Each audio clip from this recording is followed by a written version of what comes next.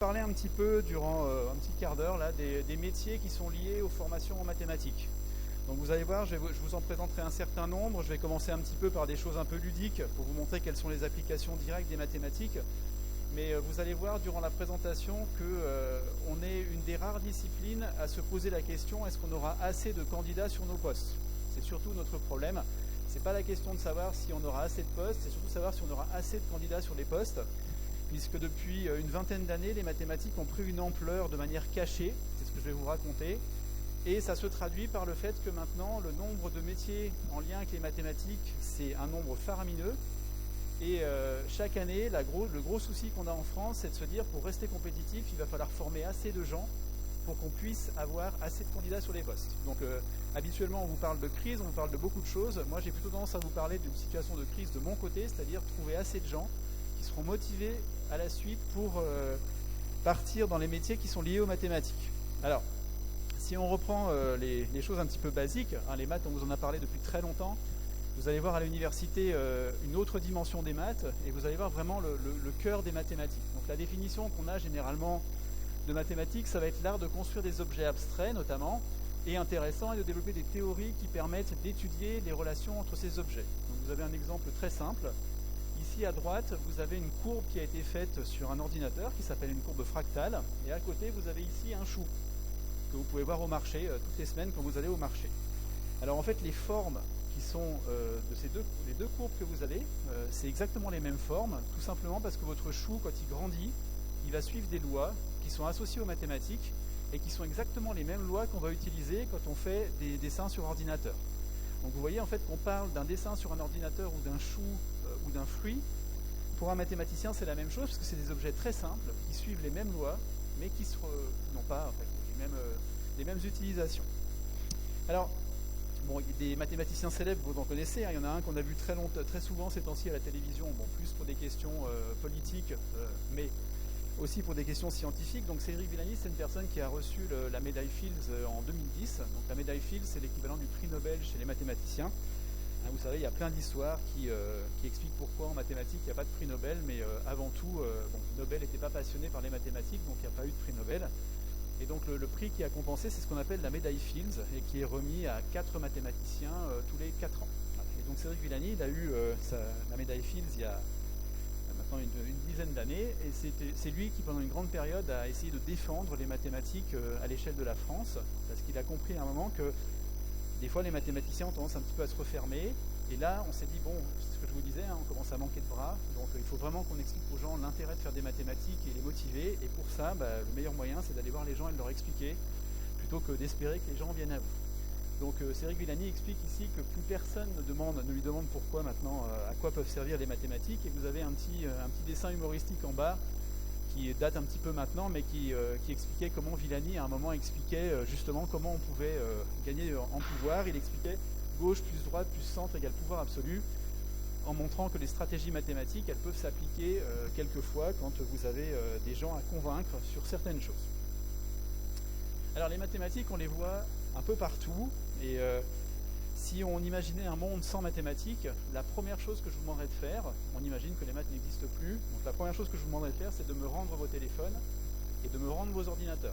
Parce que s'il y a des ordinateurs et si vous avez des téléphones, c'est en grande partie parce qu'il y a des maths derrière. Ça ne se voit pas, c'est caché, mais sans eux, il n'y aurait rien. Donc vous n'auriez pas de téléphone. La vie serait un peu triste, elle ressemblerait un petit peu à celle qu'on a connue il y a très longtemps, mais elle serait relativement triste.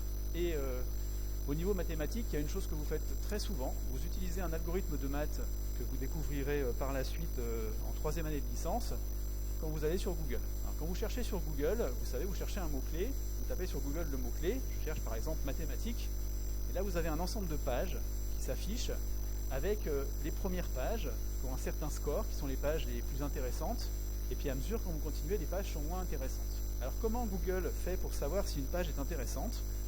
Il utilise ce qu'on appelle le page ranking, et c'est un algorithme typiquement qui est lié aux mathématiques. Ce que va faire Google, c'est qu'il va considérer que quand vous avez une page qui utilise un mot-clé, on va regarder combien de pages pointent sur cette page-là. Et plus il y a de pages qui vont pointer, plus ça veut dire que ce qui est à l'intérieur est intéressant.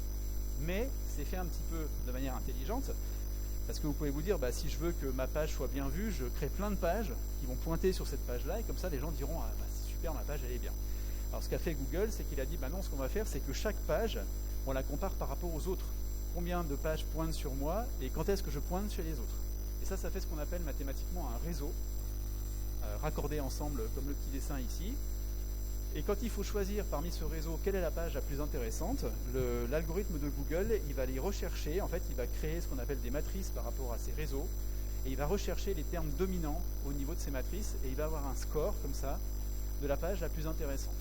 Donc sans vous en rendre compte, et comme tout le monde, chaque jour, dès que vous faites une recherche Google, vous utilisez un algorithme mathématique qui n'est pas compliqué à comprendre, mais qui utilise énormément de données à travers le monde entier. Mais en tout cas, si on revient rapidement sur le transparent, je vous disais, vous imaginez pas de téléphone mobile, pas d'ordinateur, pas de Google. Bon, la vie ne serait pas super marrante, on va dire. D'ailleurs, au passage, je ne sais pas si vous saviez d'où vient le nom Google, mais il vient d'une chose très marrante. C'est dans les années 1950-1960, il y a un mathématicien qui travaillait sur les nombres, et il avait regardé le nombre 10 avec 100 zéros. Enfin, 1 avec 100 zéros. Je l'ai dessiné ici, donc 10 puissance 100. Vous avez 100 zéros qui suivent derrière. Et c'était pour eux, à ce moment-là, le nombre le plus grand qu'on puisse imaginer, parce que c'était un temps où les ordinateurs étaient quand même relativement faibles, et donc on ne pouvait pas imaginer beaucoup plus. Et il avait demandé à son neveu, qui avait une dizaine d'années, comment on va appeler ce nombre gigantesque, et son neveu avait dit, on va l'appeler Gogol, ça l'avait fait rire. Et donc le nom, pour ce nombre-là, le nombre, il s'appelait Google, en fait, en anglais, mais le surnom, c'était Gogol de ce nom. Et quand l'équipe qui était aux États-Unis, à l'université de Stanford, a créé Google, ils voulaient trouver un nom qui explique qu'ils vont gérer des données gigantesques parce qu'ils vont se servir de recherche sur tout le web. Et donc ils ont passé en revue quelques idées, et à un moment quelqu'un a dit tiens, Google ça irait très bien parce que ça sous-entend qu'il y a beaucoup de nombres derrière, c'est énorme, donc ce serait super. Et la personne qui a recherché pour créer le site Google, il a mal compris ce qu'on lui a dit, au lieu de mettre OL à la fin, il a mis LE. Et c'est comme ça que le nom Google est né. Et ce nom, en fait, désormais, c'est quasiment un verbe aussi. On dit googliser, par exemple, quand vous cherchez sur Google ou autre. Mais il faut bien vous souvenir qu'à la base, c'est en fait le nom qui avait été donné à un nombre mathématique. Donc c'est bien pour vous expliquer le lien, en fait, de tout ce que vous faites sur Google avec les mathématiques. Bien. Ensuite, il y a eu beaucoup d'évolutions. Vous savez, les mathématiques, historiquement, ça existe depuis très très longtemps, mais ça a toujours évolué. Et il y a toujours des évolutions très intéressantes au niveau des mathématiques. Il y a une évolution très importante qui vient d'arriver, qui est liée au fait que désormais on peut stocker énormément de données sur des petits ordinateurs. Vous savez, il y a 30 ans, ce que je mets sur mon iPhone, ça tenait sur une salle comme ça. Maintenant, ça tient sur quelque chose de tout petit et ça se miniaturise, donc on peut avoir de plus en plus de données. Quand vous allez sur Facebook, par exemple, Facebook a des pages dans le monde entier et gère un nombre de données considérable, mais ça rentre dans les ordinateurs parce qu'il y a assez de mémoire. Et donc, quand vous avez de plus en plus de données, généralement, ces données, on les utilise pour faire des prédictions. Et donc, vous avez eu, au sein de l'informatique, qui est une branche des mathématiques, le nom machine learning qui est sorti. Donc, le machine learning, c'est le concept qu'un ordinateur peut apprendre à s'adapter à de nouvelles données sans intervention humaine, sans aide humaine. Alors, c'est une très jolie définition, mais la réalité derrière, c'est tout simple. C'est que quand vous avez beaucoup de données, derrière, vous avez des modèles mathématiques. Et ces modèles mathématiques, quand on a une nouvelle donnée, on applique notre modèle à cette nouvelle donnée et on prend une décision. Donc en fait, c'est pas simple, c'est pas l'ordinateur qui est intelligent, c'est juste l'algorithme que vous avez appris à l'ordinateur qui est utilisé pour prendre une décision. Et ça marche quand même très bien puisque vous avez de plus en plus de grosses entités qui utilisent. Vous avez donc Google, Airbnb, Facebook, Amazon, tout ça, c'est des gros consommateurs d'algorithmes type machine learning. Et vous avez pu le voir parce que quand vous avez commencé, je pense, il y a peut-être une dizaine d'années à utiliser votre téléphone, au départ, vous receviez beaucoup de publicité. Par exemple, si vous commandez sur Amazon, Amazon vous envoyait beaucoup de publicité pour acheter des choses. Maintenant, quand vous recevez une publicité d'Amazon, généralement, c'est quelque chose qui vous plaît. Tout simplement parce que l'algorithme, il a été regardé ce que vous commandiez, il a été regardé dans le monde entier les gens qui commandaient la même chose que vous, généralement, ce qu'ils préfèrent, ce qu'ils aiment bien. Et donc ils se disent, tiens, puisque les autres qui commandent par exemple des ordinateurs Mac aiment bien aussi aller au cinéma, regarder tel film, on va vendre à cette personne ce film-là. Et ça marche très bien, vous avez vu de plus en plus quand on cible ce qui vous est demandé. Pareil, pour les gens qui voyagent beaucoup en avion, c'est moins le cas ces temps-ci, mais les gens qui voyagent beaucoup en avion, généralement, les grandes entreprises comme Amadeus qui est à Sofia et qui travaille sur tout ce qui est logiciel pour les avions, enfin pour les réservations, ils vont faire des profils. C'est-à-dire qu'une personne qui voyage très souvent entre la France et les États-Unis, on va lui proposer à un moment donné de retourner aux États-Unis parce qu'on sait qu'elle y va tous les 6 mois. Donc là, ça fait 6 mois qu'elle n'y est pas allée, donc il y a des chances qu'elle y aille. Donc on va lui donner un tarif préférentiel si elle y va. Donc on anticipe un petit peu la décision de la personne parce que cette décision, elle peut être anticipée vu qu'on a l'habitude de le voir. Voilà, alors au passage, on a une chance. Je vous disais, machine learning, c'est quelque chose de très important qui s'est développé. Et l'année dernière, en fait, le président de la République a souhaité, il y a 2 ans maintenant, que la France devienne, au niveau intelligence artificielle, une des puissances mondiales les plus reconnues. C'est très important pour nous, parce que c'est quelque chose qui est en lien avec l'économie. Et vous avez vu que maintenant, surtout avec la période qu'on a vécue de confinement, beaucoup de choses sont passées en distanciel. Vous avez les cours ou autres, mais on travaille beaucoup plus sur les données. Encore plus maintenant, parce que ces données-là, elles servent même si les gens ne se déplacent pas. Et donc le président avait proposé qu'il y ait 4 ou 5 sites en France qui soient les défenseurs au niveau national de l'intelligence artificielle en France. Et le site de Sofia et le site de Nice, c'est un des centres qui a été retenu parmi les 4. Donc vous avez Grenoble, vous avez Nice, vous avez Toulouse et vous avez Paris. Donc en dehors de la sphère parisienne, vous n'avez que 3 villes, dont la Côte d'Azur. Et donc tout le développement, c'est ce qu'on appelle le 3IA, c'est les instituts interdisciplinaires d'intelligence artificielle. Il y en a une dans la Côte d'Azur et c'est un institut qui est censé justement travailler avec les entreprises et travailler pour générer un maximum d'emplois autour de l'intelligence artificielle. Donc vous voyez, vous êtes dans un bassin ici économique qui est vraiment très bon, surtout pour tout ce qui est métier mathématiques, informatique, tout simplement parce qu'à Sofia vous avez pléiade d'entreprises et que maintenant on a souhaité développer au maximum cette compétence sur la Côte d'Azur. Alors je reviens un petit peu à d'autres choses.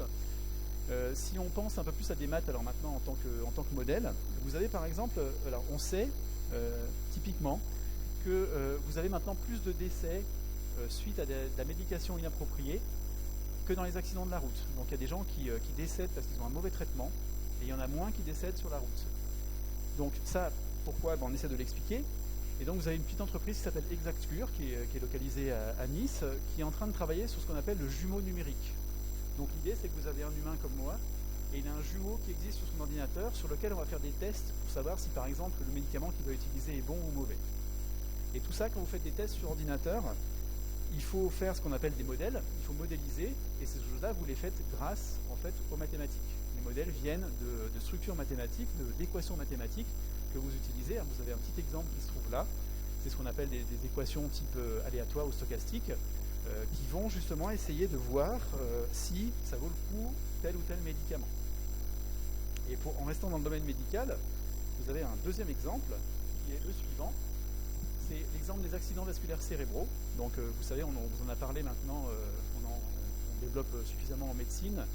Les accidents vasculaires cérébraux, c'est des problèmes généralement d'artères qui se bougent dans le cerveau ou autre. Et pour l'instant, il n'y a pas énormément de médicaments qui sont très efficaces. Donc il y a eu beaucoup de travaux qui ont été menés pour savoir comment faire. Et notamment, il y a des travaux qui ont été menés sur le rat et qui ont donné lieu à des médicaments qui ont été testés sur le rat et qui ont été testés très efficaces. Et quand on les a testés sur l'homme, ils ont été dangereux. Donc on n'a pas compris pourquoi. Ça a coûté plusieurs centaines de millions d'euros, bien sûr, parce qu'il a fallu faire des études cliniques, et malheureusement, c'était complètement inefficace. Alors en fait, avec des collègues, j'avais repris un petit peu le modèle pour essayer de comprendre l'inefficacité de ces médicaments-là. Et en fait, quand vous faites un modèle mathématique pas trop compliqué, on va dire, qui demande un petit peu de travail, mais pas trop compliqué, en fait, on se rend compte d'une chose, c'est que dans le cerveau, en fait, vous avez 2 types de cellules, pour simplifier. Vous avez les neurones et les cellules gliales. Et les cellules gliales, c'est tout ce qui va correspondre à l'aide aux neurones, en fait, qui protègent les neurones, qui les nourrissent. Et chez le rat, vous avez 2 cellules gliales pour un neurone, alors que chez l'homme, vous avez 9 cellules gliales pour un neurone.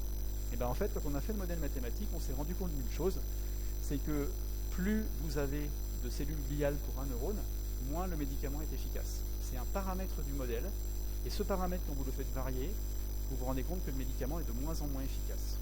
Donc si on avait fait ce test juste avant, juste ce petit modèle, pour essayer de comprendre ce qui se passait, on économisait des centaines de millions d'euros. C'est pour ça que l'intérêt des mathématiques, c'est que souvent, elles apportent à l'avance une compréhension pour savoir ce qu'il faut faire et ce qu'il ne faut pas faire. Surtout ce qu'il ne faut pas faire. C'est ça le plus important. Donc c'est pour ça qu'on se sert beaucoup maintenant de mathématiques en tant que modèle prédictif, parce qu'on sait justement que le modèle peut vous alerter en disant « Ah non, surtout pas ça, c'est trop dangereux » ou « Surtout pas ça, économiquement, c'est pas viable du tout ». Donc les gens font de plus en plus appel à ces techniques de mathématiques, et ça se développe énormément, et ça va encore prendre une étape supplémentaire par la suite. C'est vraiment devenu maintenant une chose très habituelle avec les idées, typiquement je vous disais, d'intelligence artificielle. Et donc de plus en plus, tous ces modèles-là, c'est des choses qu'on va utiliser. Bien sûr, il faut qu'il reste quand même un certain nombre de personnes qui maîtrisent un petit peu les choses, parce qu'on a beau créer des boîtes noires pour utiliser tous ces modèles-là, derrière, il faut quand même des gens qui à un moment comprennent comment on crée d'autres modèles, et c'est en partie ce que vous allez apprendre vous dans les formations mathématiques. Là, je vous montre un petit dessin. À droite, c'est un morceau d'un cœur qui est en train de battre. C'est entièrement fait par ordinateur, c'est-à-dire que le cœur n'existe pas. Et à gauche, je vais vous montrer, là c'est une rivière où il y a de l'eau qui coule. Et donc vous voyez l'eau qui arrive d'en haut. Et en fait, cette rivière, elle n'existe pas. Elle a été entièrement faite mathématiquement. Donc on a représenté les formes des pierres. Et donc ce qu'on peut faire, comme elle n'existe pas, on peut supprimer les pierres, par exemple. Là, vous voyez l'eau qui coule, mais les pierres n'existent plus. Donc en fait, on a représenté mathématiquement le phénomène qui correspond à l'eau qui coule, mais dans ce cas-là, effectivement, il n'y a plus de la rivière et puis le fond, tout ça n'existe plus parce qu'ils ont été représentés purement mathématiquement. Mais c'est exactement la même chose. Là, pareil, vous voyez, on va faire tomber de l'eau, donc on va supposer qu'un barrage vient de craquer, donc il y a de l'eau qui est tombée à cause d'un barrage. Et après, on va faire exactement la même chose en simulation mathématique. Donc là, l'eau est représentée par des millions de petites particules qui tombent, et c'est exactement la même chose. Vous voyez, là, on peut par exemple regarder une rivière qui est en train de couler et qui crée des choses qui sont un peu instables, qui partent dans tous les sens. Tout simplement parce que l'eau, elle a été représentée par un ensemble de petites gouttes, ce qui est le cas généralement, mais simplement sur un ordinateur. Et donc là, pour finir, vous avez par exemple le cas où on laisse tomber des gouttes, par exemple, avec des gouttes plus fines ou des gouttes moins fines, et on regarde un petit peu ce qui se passe effectivement. Et donc si vous prenez ce qui se passe à gauche et ce qui se passe à droite, en réalité, ça n'existe pas. C'est juste qu'on a écrit une équation mathématique qui correspond à ce qui se passe comme phénomène exactement. Bon, le prenez pas mal. Je ne sais pas si vous avez vu La Reine des Neiges. Peut-être c'est un peu. Moi, je l'ai vu parce que j'ai des filles qui voulaient le regarder à un moment. Mais si un jour vous avez l'occasion de voir une partie du film La Reine des Neiges, vous avez un moment des tempêtes, vous avez des choses. C'est entièrement fait avec des modèles mathématiques. Et ils ont même inventé des fois des nouveaux modèles mathématiques parce qu'ils ont superposé des choses auxquelles les mathématiciens n'avaient pas pensé. Donc vous voyez, pour vraiment qu'un film, par exemple, soit très très réaliste, on intègre maintenant dedans des phénomènes mathématiques pour être sûr que ce qui se passe, les tempêtes par exemple, soit le plus réaliste possible. Alors je continue là-dedans. En imagerie médicale, en fait, on parle beaucoup maintenant d'imagerie médicale parce que c'est justement dans ce domaine-là que l'intelligence artificielle donne de très très bons résultats. Donc, pour simplifier, on explique que bientôt, les ordinateurs pourront vous dire aussi, quand vous passez un scanner par exemple, s'il y a un risque de croissance de tumeur. Alors souvent, les gens réagissent en disant c'est pas un ordinateur de prendre une décision, c'est n'importe quoi, c'est toujours ce que vous entendrez. Alors je vais essayer de remettre un petit peu en place la réalité. La réalité n'est pas celle-là. La réalité, elle est que dans le monde et notamment en France, nous avons des radiologues. Et ces radiologues sont là quand vous passez un scanner pour aller vérifier la radio et vous dire s'il y a un problème ou pas. Le problème, c'est que ces radiologues, il y en a de moins en moins et que la génération qui arrive, on n'en aura pas assez. Donc à un moment, on va manquer de personnes qui ont ces compétences-là. Et donc ce qu'on va faire, c'est qu'on va faire appel à l'intelligence artificielle pour dire, au lieu d'utiliser 2 radiologues pour faire un diagnostic, on va utiliser un radiologue et un ordinateur, et les deux vont donner un avis, et au final, l'humain va dire, voilà, le résultat final, c'est ça. Donc c'est-à-dire que l'humain va être aidé par un ordinateur, en aucun cas remplacé, et ça permettra d'avoir suffisamment de personnes qui seront là pour regarder les radios. Ce qui ne serait pas le cas si on laissait dériver un petit peu le problème actuel, qui est qu'on n'en forme pas assez. Ça, c'est aussi du cadre de l'intelligence artificielle. C'est tout bêtement utiliser des données, parce qu'on connaît plein de données. Donc il y a beaucoup de radiologues dans le monde qui ont étudié des radios, qui ont dit ça c'est une radio d'une tumeur, ça c'est pas une tumeur. On met ça dans l'ordinateur stocke toutes les données, et quand on lui donne une nouvelle photo, il regarde ce qu'il connaît par rapport à tout ce qu'il a vu. Donc ça, à l'avenir, c'est quelque chose qui va se développer énormément, je vous le disais, pas juste pour le plaisir d'ordinateur, c'est simplement parce qu'on n'aura pas assez de personnes pour faire ce boulot. Et tout ça, c'est encore des maths. Alors, pour continuer un petit peu, d'un point de vue maths, vous savez, on a toujours un peu l'impression que les maths, c'est des choses c'est fini, il n'y a pas d'autre choses à inventer. Il reste plein de choses à inventer. Il y a des équations qui datent de très longtemps et qui restent encore des questions ouvertes. Vous avez les équations qu'on appelle de Navier-Stokes qui servent un petit peu ce qu'on appelle en mécanique des fluides. Donc tout ce qui est mouvement, le vent, tout ça. Il y a une photo de Navier en bas à droite et cette équation-là elle date de très longtemps, mais il y a encore $1 million pour celui qui arrivera à démontrer certaines propriétés de cette équation parce que personne ne sait faire. Alors où est-ce qu'elle intervient? Je vous disais, ça modélise un petit peu ce qui se passe dans la vie de tous les jours. Et, quand vous avez un avion qui décolle, par exemple, vous le voyez sur la photo là, en fait autour des ailes se créent des petits tourbillons, ce qu'on appelle en anglais des vortex. Et ces petits tourbillons, en fait, ils sont créés par le fait que l'avion se déplace et qu'il y a du vent autour. Et ça peut avoir des conséquences parfois délicates, notamment en 2013, sur la promenade des Anglais, il y a un avion, un très gros avion, qui en se posant à l'aéroport est descendu un tout petit peu trop bas. Et il a créé en fait ces phénomènes de tourbillons sur la plage au niveau de la promenade des Anglais. Alors je vous ai dessiné un petit sac qui rigole en haut à droite, c'est parce qu'il y a une personne qui a retrouvé son sac sur la prom. En fait, le tourbillon est parti et a emmené son sac. Et il y a eu pas mal des gens qui étaient assis, les serviettes et tout ça ont bougé parce qu'en fait ces petits tourbillons se sont créés. Voilà, quand on essaie de comprendre d'un point de vue physique ce qui s'est passé, si vous voulez modéliser ça sur un ordinateur, c'est ce type d'équation qui va ressortir. Donc vous voyez, il y a un nombre quand même assez considérable de choses qu'on peut faire au niveau modélisation mathématique pour comprendre les phénomènes de tous les jours. Et c'est pas fini, je vous disais, il y en a de plus en plus maintenant. Donc les mathématiques ont encore pris de l'ampleur petit à petit, parce qu'elles répondent souvent à la problématique de comprendre ce qui se passe ou ce qui va éventuellement se passer. Alors, pour parler un peu au côté niveau mathématique dans lequel l'université dans laquelle vous arrivez, je vous disais en 2010, Cédric Villani a remporté la médaille Fields. En fait, 4 ans plus tard, 8 ans plus tard, pardon, c'est Alessio Figali qui a lui aussi remporté la médaille Fields.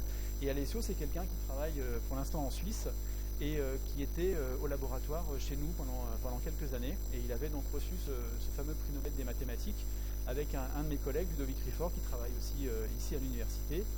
Ils avaient travaillé un petit peu sur ce qu'on appelle, vous voyez, il y a un petit dessin, il avait fait des applications qui étaient particulières sur ce qu'on appelle un peu de contrôle optimal, des choses comme ça, pour essayer de comprendre un petit peu comment faire des choses quand on veut faire déplacer des objets. Par exemple, supposez que vous êtes 10 personnes sont dans le désert, vous avez 10 oasis, et puis une personne doit aller vers une oasis, et en fait l'algorithme va chercher quel est le moyen de faire que chacun aille vers son oasis sans qu'on marche, de façon à ce qu'on marche le moins possible.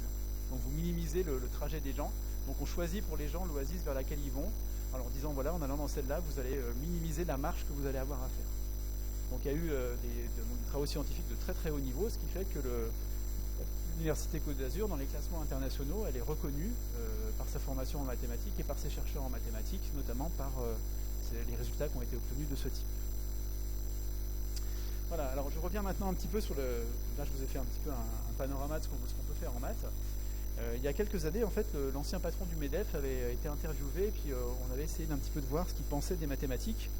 Et si vous lisez ce qui est marqué en haut à gauche, il disait « Pour nous, les mathématiques sont partout, dans l'innovation, dans la différenciation que la France peut amener dans les produits et les services, dans le numérique, dans les modèles mathématiques et dans les expériences opérationnelles de nos entreprises. » Et quand on a fait des études, elles ont été faites il y a quelques années, on s'est rendu compte que ça allait beaucoup plus loin. En fait, vous avez beaucoup de technologies qui sont impactées par les mathématiques, mais si vous regardez en France, c'est 2,5 millions d'emplois en France qui, derrière, sont impactés par les mathématiques. Ce n'est pas que des maths, mais ils sont impactés par les mathématiques, et c'est en même temps 15% du produit intérieur brut. Donc ça veut dire que les mathématiques, c'est une grosse part de la richesse française, du produit intérieur brut. Donc on a besoin impérativement de continuer cette suprématie mathématique française pour continuer justement à innover et continuer à créer des emplois autour des mathématiques. Et bon, ça a beaucoup évolué, donc il y a à peu près la moitié des diplômés en fait en France, ils partent dans le privé. Les mathématiques, c'est pas uniquement pour intégrer le secteur public, c'est en partie, mais pas seulement. Et on estime qu'en fait, on est passé d'une centaine à 2000 types d'emplois en 20 ans. Donc il y a eu une augmentation énorme, parce qu'il y a eu plein d'applications des mathématiques qui sont arrivées, notamment grâce à la recherche et à l'innovation, et qui ont créé des métiers. Et la dernière chose, c'est qu'en fait, il y a eu une étude aussi qui montre que la productivité, elle est plus élevée dans les entreprises où vous avez un mathématicien que quand vous n'avez pas de mathématicien. C'est-à-dire cette personne-là, souvent, elle va vous dire, ok, moi je pense que tout le travail qu'on fournit pour gagner 10 €, on va faire la moitié du travail et on gagnera 20 €. parce qu'il va se rendre compte en fait que les choses ne sont pas si bien faites, qu'elles peuvent être optimisées, et qu'on peut faire moins de travail et gagner plus d'argent. Donc c'est pour ça aussi que les maths servent, parce que quand il y a besoin à un moment d'optimiser les choses, c'est là qu'on fait appel à nous. Voilà, bon, ensuite, pour terminer sur les métiers, il y a beaucoup de métiers, hein. Vous avez les métiers, donc on peut partir sur les métiers secteur public ou secteur privé, donc vous pouvez être enseignant, hein, du primaire jusqu'à la recherche.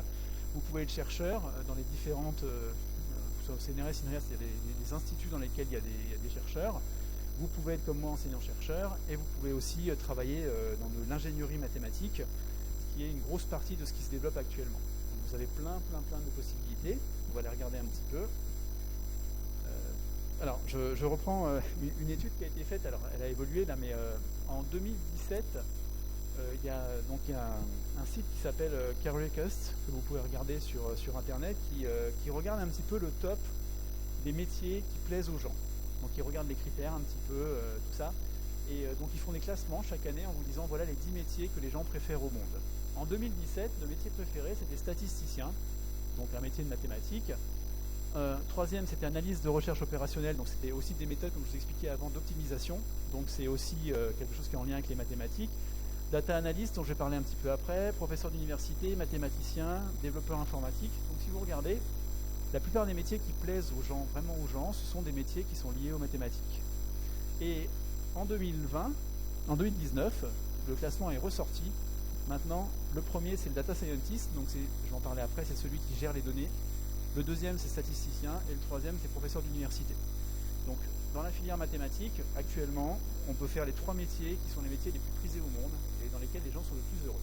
Donc ça tombe bien. Vous voyez, il y a de quoi faire. Alors comment on peut faire ces différents métiers? Bon, il y a des formations qui sont un peu longues, hein. Vous êtes ici à l'université, vous le savez.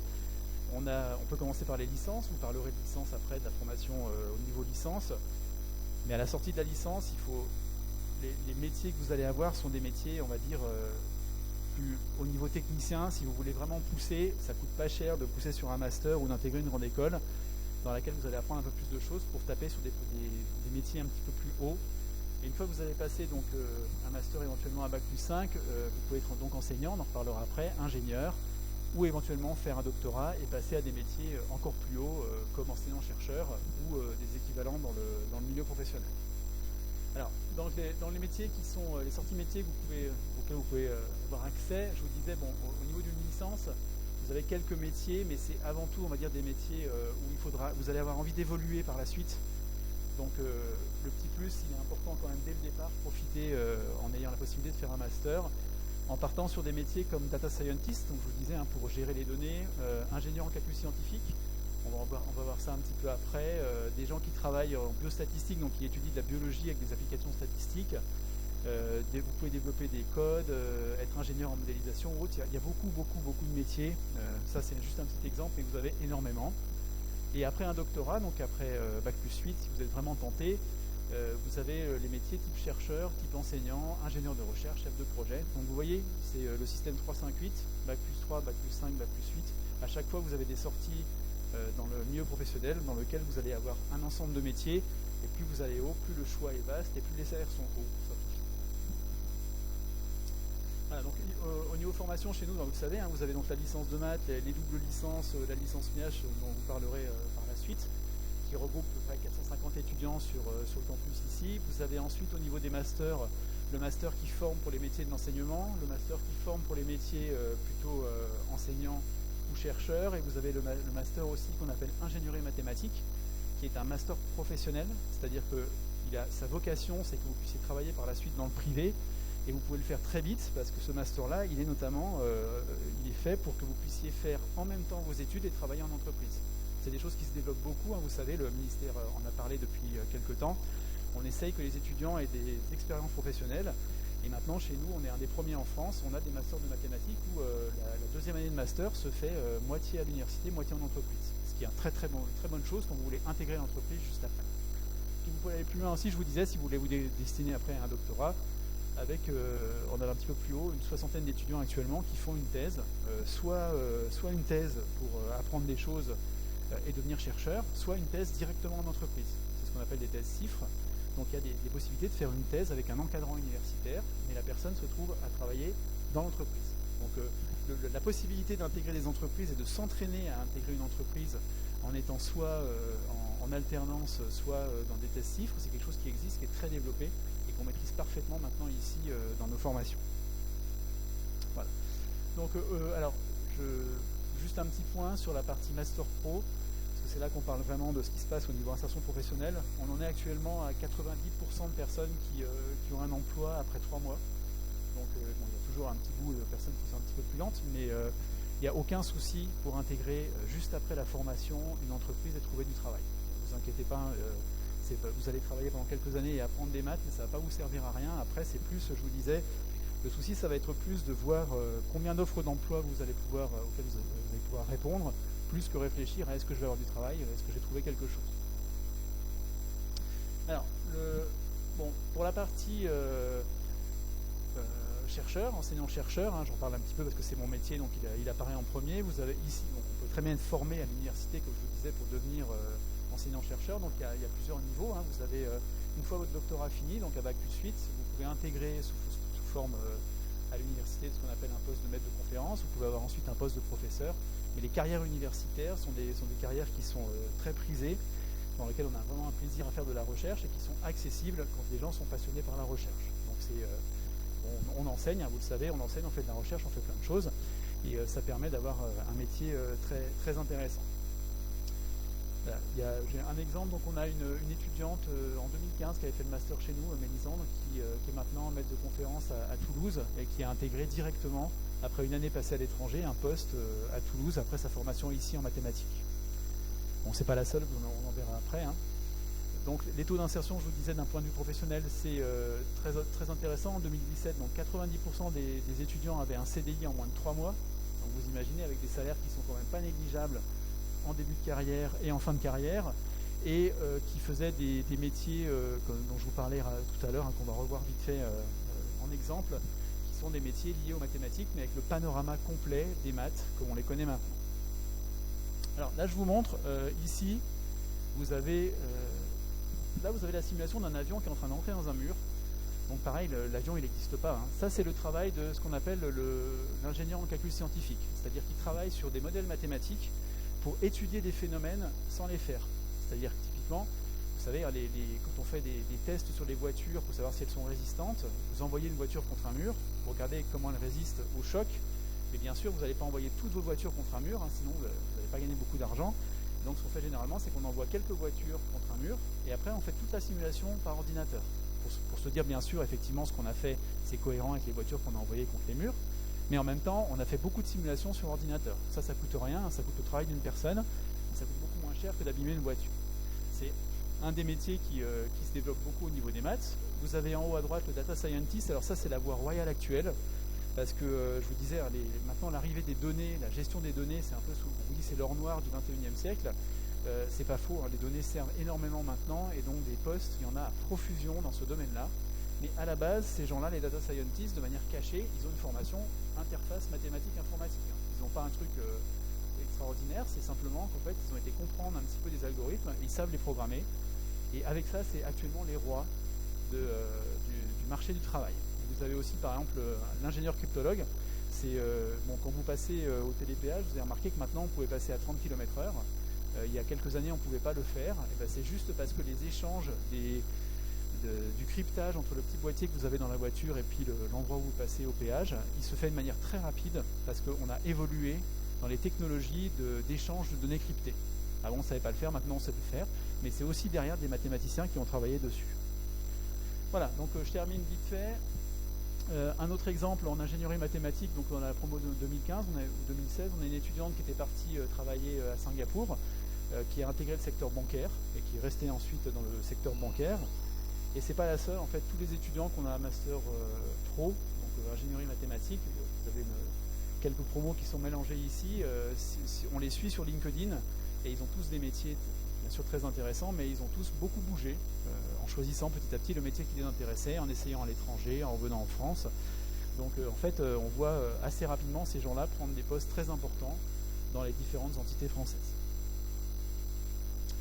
Bon, je termine sur la partie, si vous souhaitez également devenir enseignant, si vous êtes passionné par l'enseignement des mathématiques, que vous destinez à être enseignant en collège ou en lycée, là pareil, vous avez des concours chaque année. Devenir fonctionnaire actuellement, vous savez, c'est pas facile, hein, il y a de moins en moins de postes de fonctionnaires, et bien en maths c'est encore un problème, on n'a pas assez de candidats, puisque en agrégation, qui est le top niveau pour être prof en lycée, il y a à peu près chaque année 350-400 postes, sachant qu'au total, il y a 2000 postes pour toutes les agrégations de toutes les disciplines, hein, que ce soit lettres, anglais, physique, tout ça.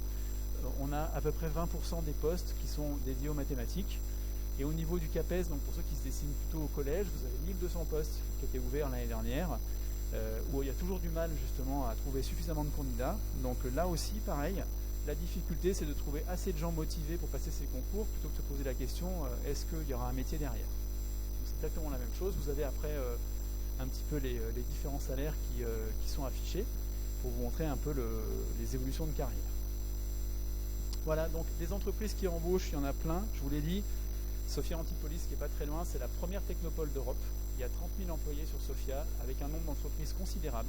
Alors, ça ne se voit pas quand on y va, mais vous avez un nombre considérable, je vous disais, d'entreprises qui embauchent et qui recherchent des profils mathématiques, interface informatique, et de plus en plus de gens autour de l'intelligence artificielle, parce que c'est vraiment ce qui a le vent en poupe actuellement. Donc votre formation au niveau maths chez nous, c'est pile la formation qui est recherchée par ces entreprises, parce que c'est avec eux qu'on travaille pour faire les fiches de poste. Donc on sait très bien quels sont leurs besoins, et on sait très bien que les gens qu'on va former, c'est des gens qui vont répondre aux besoins de ces entreprises. Donc vous n'êtes pas obligé de partir loin si vous voulez trouver du travail. Vous acceptez de faire des bouchons jusqu'à Sofia, et vous verrez que là déjà il y a un nombre d'emplois assez considérable. Voilà, et donc je termine sur ce petit slide pour finir. Donc vous avez Philippe Maisonneuve qui est présent, qui est directeur du département de mathématiques. Vous avez une page qui est affichée ici, math.unis.fr, département accueil du département.html, dans lequel vous trouverez plein d'informations.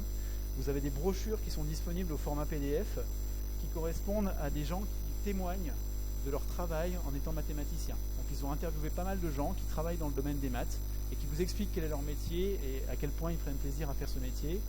Et vous avez plein d'informations aussi, plein de partout sur ce site, pour voir un petit peu ce qui vous intéresse comme métier. Mais si vous devez garder un résumé très très simple de ce que je viens de vous raconter, parce que c'était un petit peu long, dites-vous une chose, des métiers en maths, il y en a beaucoup, des candidats, il n'y en a pas assez, donc on est dans une période où on a vraiment besoin de former un maximum de gens et de plus en plus de gens sur des techniques mathématiques, et en retour, quand vous serez candidat et que vous penserez à nous à ce moment-là, et que les gens courront après pour vous engager, vous vous direz, tiens, finalement, on ne s'est pas trompé, on a suivi la bonne voie. Voilà, je vous remercie.